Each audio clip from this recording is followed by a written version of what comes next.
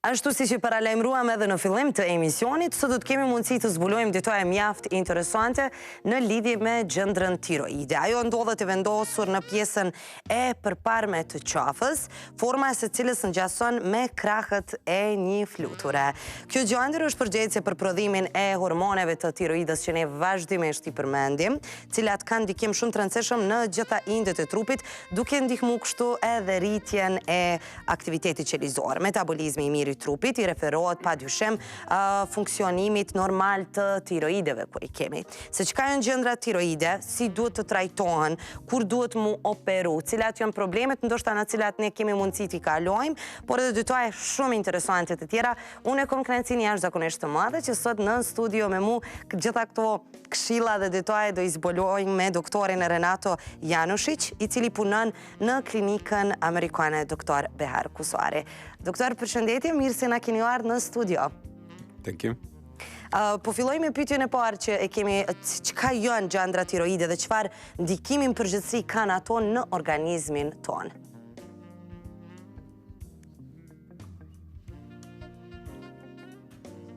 Okay. The thyroid gland is almost the most important gland in the body because it has a function to give energy to all of the organism. Gjandra tiroide është një gjandër shumë e rëndësishme për trupin ton, për shkak se është një gjandër e cila i jep energji dhe e shtin në funksion gjithë organizmin. If it doesn't work properly, then all of the organism are not function well, and that's what people first feel. Nëse ajo nuk është duke funksionuar në mënyrë të rregullt, atëherë organizmi nuk funksionon mirë dhe njerëzit fillojnë që të virejnë pasojat e mos funksionimit të saj. Cilat janë më së shpeshti ose smundjet më të shpeshta të cilat ju paraqiten njerëzve me probleme të gjendrës tiroide? Okay, we have like two main groups of disease of the thyroid. First group, when there is disorders of the hormones or when the thyroid gland doesn't work properly. The second main group is when there is enough hormones in the body, but there is some nodules in the thyroid gland. Gjandra tiroide është fokusuar në dy grupe. Grupi i parë është gjandra tiroide kur ka probleme hormonale, kur funksionimi i hormoneve nuk është në gjendje të rregullt. Ndërsa në grupin e dytë hen gjandra tiroide e cila funksionon në mënyrë të rregullt, mirë po problemi është i noduseve, të cilët janë të formuar në gjandrën tiroide. In the first group, the thyroid can function and produce too much hormones, and that is called hyperthyroidosis, in which case all of the body is like really excited. You become really nervous, you start to sweating a lot, you lose the weight, you have the problems with the sleep and symptoms like that. Në grupin e parë, kur gjandra tiroide nuk funksionon në mënyrë të rregullt, është hipertiroidea, ku organizmi prodhon hormone në numër shumë të madh dhe organizmi fillon duke pasur probleme sepse fillon duke funksionuar në mënyrë shumë aktive.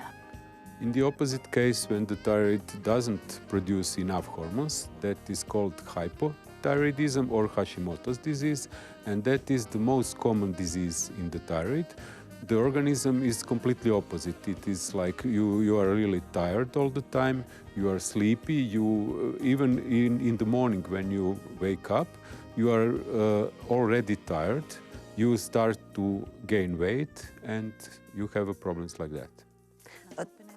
Është gjandra tiroide kur funksionon që quhet hipotiroide, është e kundërta e asaj të parës, sepse organizmi nuk bëhet prodhimi mjaftueshëm i hormoneve dhe organizmi është shumë më i lodhur, kur personi zgjohet në mëngjes, pothuajse ndihet i lodhur dhe nuk ka energji për të bërë asgjë, dhe kjo është pasojë e kësaj lloje të gjandrës tiroide. You want to ask that? Yes. Cila është më e keqja? Në rast se kemi më të ngritura, apo kjo e dyta të cilën ju e përmendet, doktor?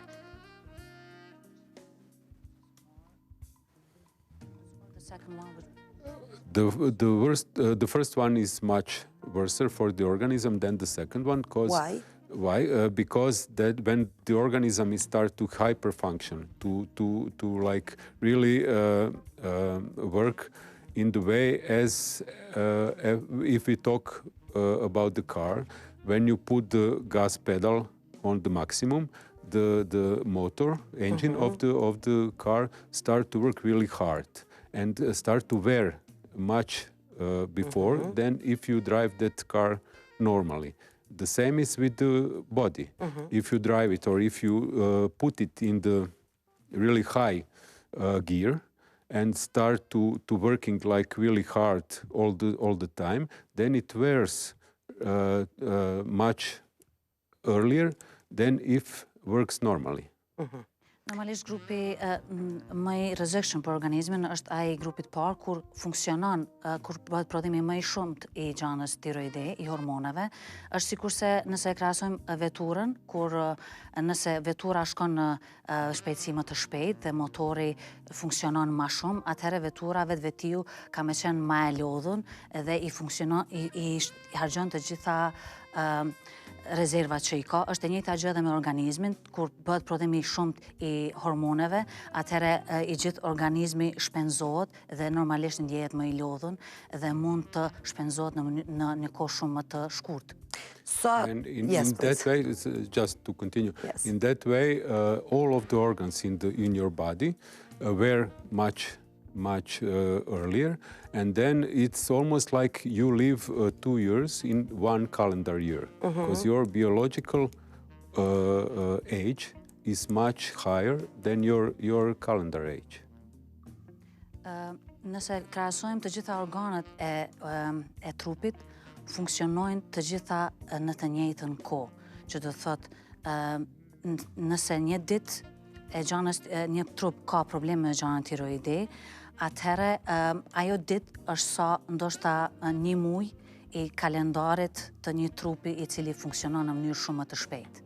Sa të përhapura janë, ose sa e përhapur është kjo sëmundje në vendin tonë, edhe ku i gjejmë shpesh kënd e prek më tepër?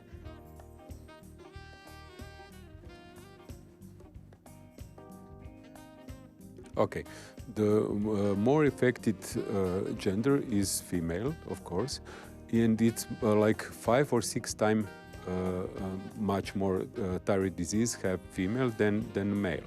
Why?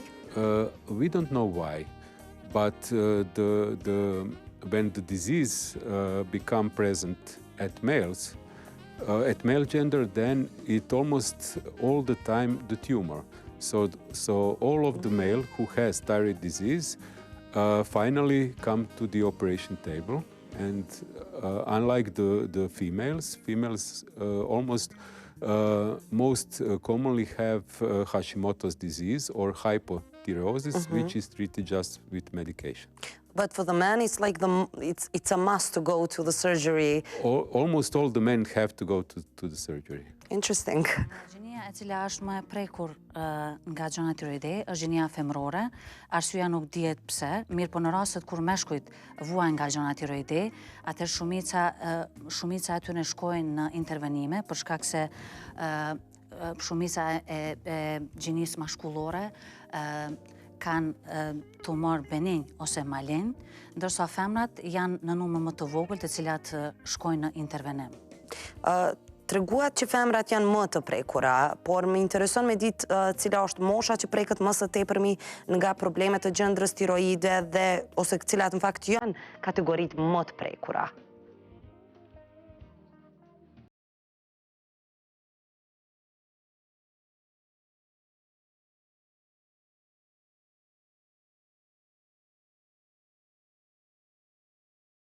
Okay.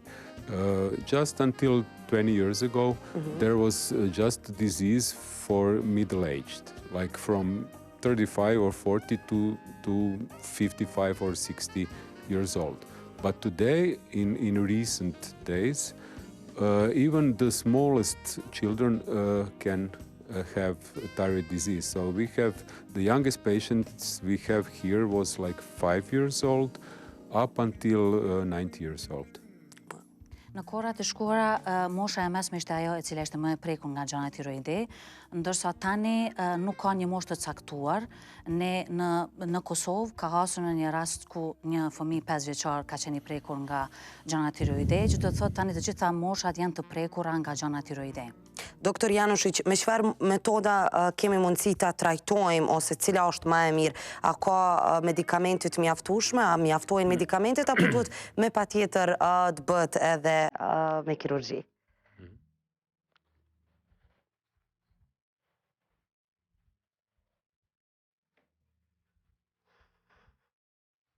Okay.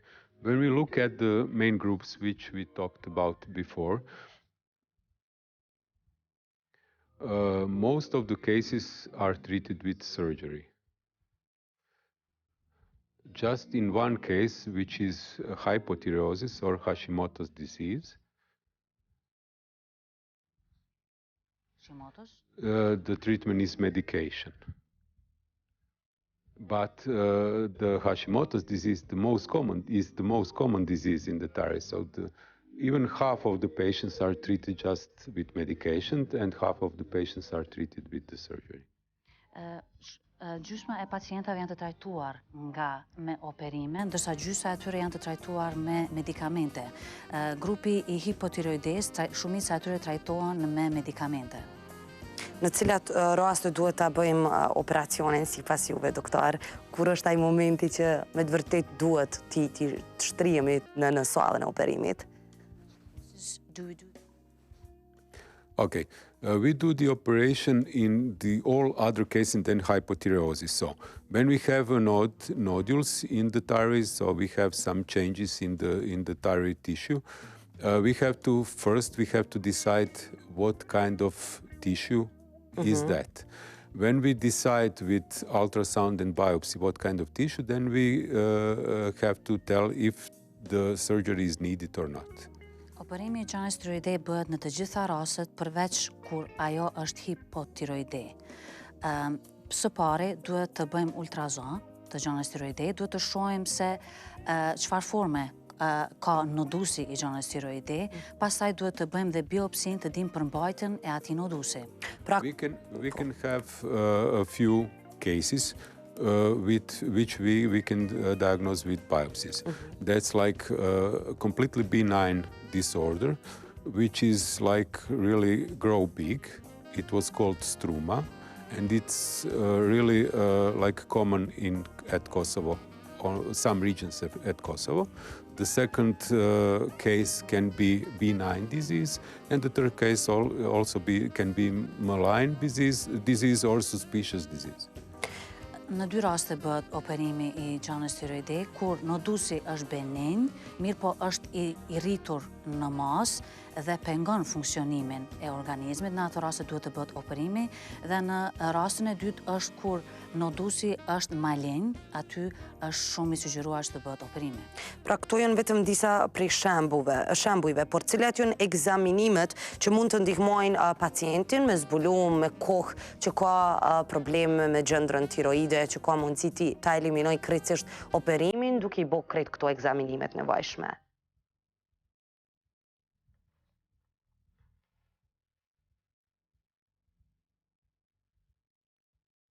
Okay.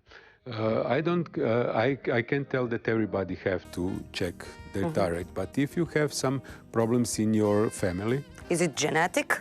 It can be genetic, but it shouldn't be.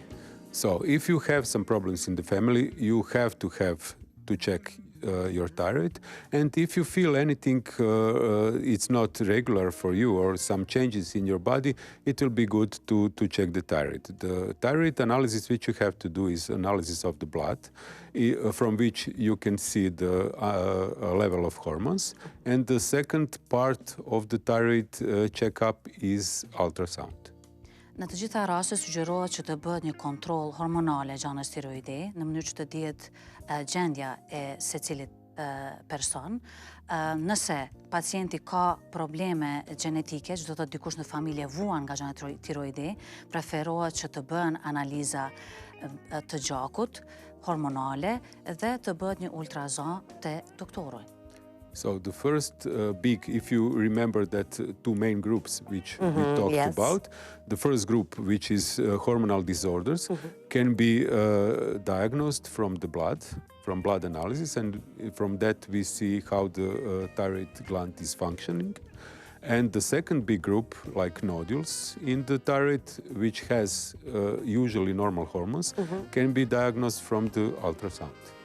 Në ato dy grupe që ndam gjandër tiroide, kur pacienti ka probleme hormonale dhe kur pacienti duhet të operohet, atëherë në grupin e parë, kur kanë probleme hormonale, ajo mund të diagnostifikohet me analizat të gjakut, ndërsa rasti i dytë kur pacienti duhet të shkojë në operim, atëherë ajo mund të përcaktohet me një kontroll me ultraza dhe me analiza të biopsisë.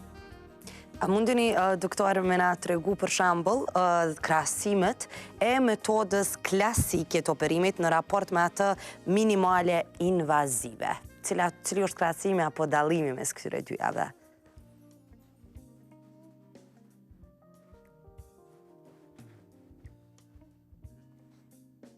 Classical operation of the thyroid gland is done in all hospitals here in our region, and the minimally invasive operation is done just in few places in the whole world, not just here.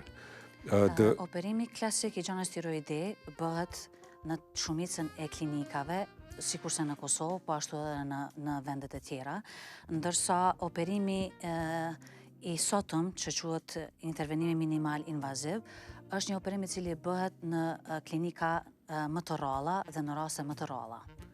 There is a few main differences between these two operations. Janë disa dallime në mes të këtyre dy intervenimeve.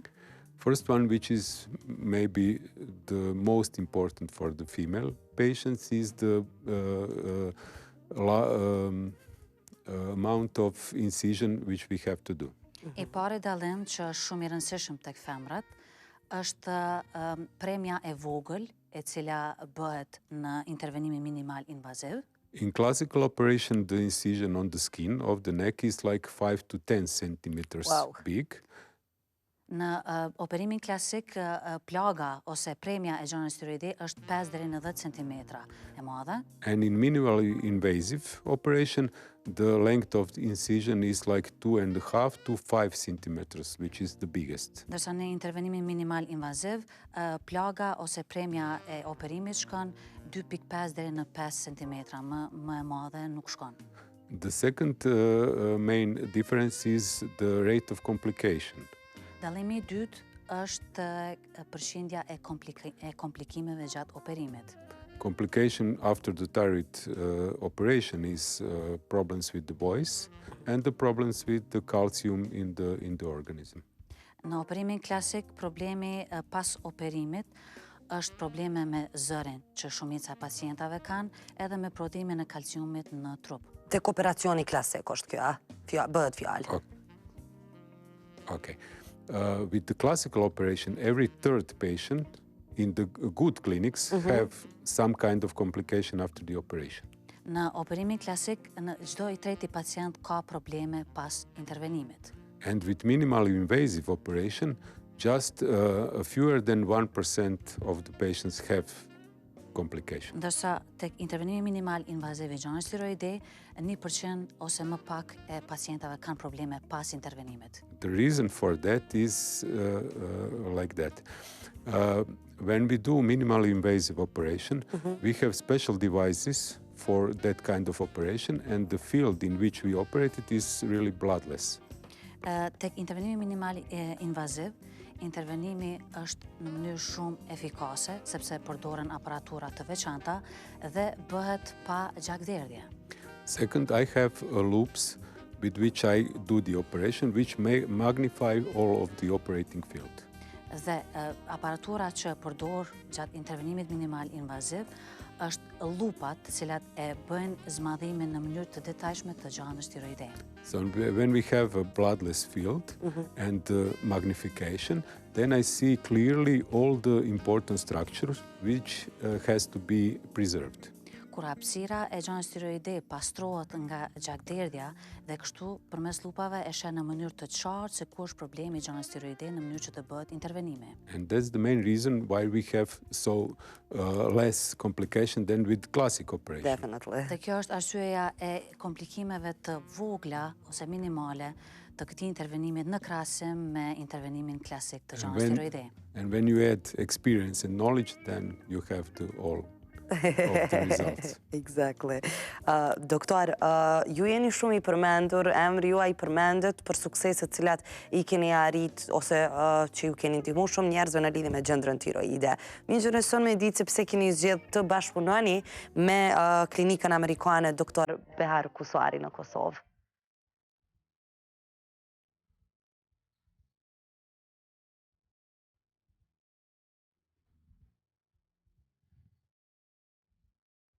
Okay.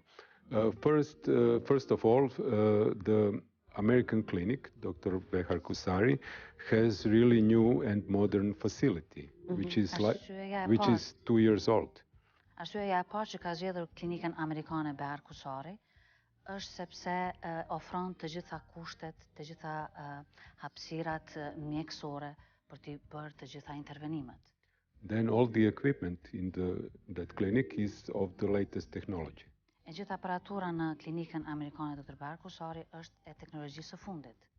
And last, there is really professional and well-trained working team with whom I work there. Gjithashtu ekipa në të cilën punon në Klinikën Amerikane Behar Kusari është shumë e involvuar dhe shumë profesionale. So that's the main point why I choose to work there. Kjo është arsyeja kryesore pse ka zgjedhur këtë klinikë për të bashkëpunuar. Dhe kështu gjithë shikuesit tanë që janë me ne tani dhe që kanë pas mundësi me pa këtë intervistë, besoj që kanë mundësi juve t'ju gjejnë te Klinika Amerikane Dr. Behar Kusari, ku kanë mundësi me marrë edhe këshilla më të detajzuara për nga afër. Doktor, për mua ka qenë kënaqësi shumë e madhe që ju pata pjesë të emisionit. Uroj që do të kemi mundësi të takohemi herave tjera. Sve najbolje. Hvala vam puno. Thank you.